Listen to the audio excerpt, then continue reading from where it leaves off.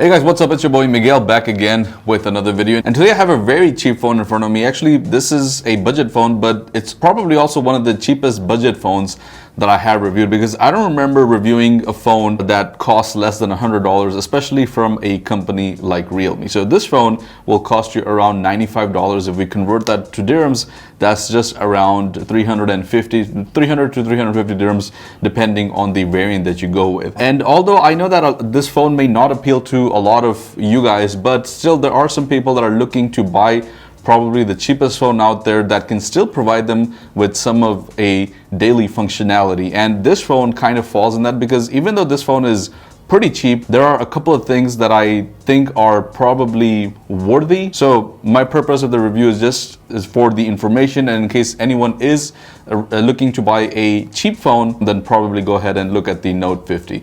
So right off the bat, you can see that we have 24 months of warranty. You usually get 12 or 13 at the max. I've never seen a company providing 2 years of warranty. So this is a phone that will last you a long time, and it does provide you value for money. Looking at the specs, we have 4 gigs of RAM. That's the standard. Does not come with 6 or 8 gigs of RAM or any other option. So let's go ahead and unbox it. We have the booklet right here, and it comes with a blacked out or a smoked silicone case. It also comes with some of the paperwork, and the SIM pin should be somewhere over here. Oh yeah, here it is. This is the SIM pin. We have the phone over here.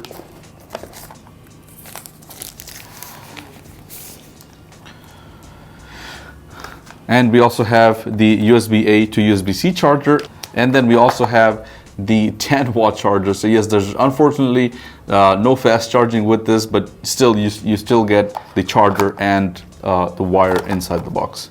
Now the color we have is the sky blue color, and just looking at it, it's a pretty normal looking design. We do have a fingerprint sensor that's embedded with the power button. We have the volume rockers on this side. We also have the USB-C port, the 3.5mm audio jack, and we have the SIM tray over here, which will give you the ability to support 2 SIMs and a dedicated memory card. And although this is, as I said, a very cheap phone, it's made of plastic. The front is actually glass, but the overall body is made up of plastic. It still has IP95 dust and water resistance, so you are getting some sort of protection over there. When it comes to the display, there's really nothing special about this. This has an IPS LCD display, but the good thing about this is that even at this price point, we're seeing 90 Hz of refresh rate, which is surprising. I actually didn't expect any sort of higher refresh rate on a phone at this price, but it goes to show you again, a company like Apple, which still doesn't have 90 Hz even on a phone that costs $800, is kind of weird. And I'm not comparing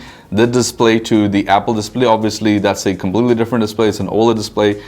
There's a huge difference, but still, for the purpose of just having that feature, I like that they included 90 Hz. And I'm all right with this not having 120 Hz, because for the price point, I'm not really mad about that. If we look at the performance, this comes with nothing that we've heard of before, but it comes with the Unisoc Tiger chip, which is based on a 12nm platform. So nothing special there, but even for that, it still gave us around 250,000 points on Antutu, which is not really the worst that we've seen with phones. I've seen phones that have had MediaTek chips and Snapdragon chips perform just about equal to the same, or just slightly a little bit higher than this, but still between the 250,000 range to 300,000 range. So considering that this is not really a bad chip, it's not gonna give you high performance. You can still play games like PUBG if you want to, and other games here and there. This phone is not made for the purpose that you're gonna really expect a lot from it.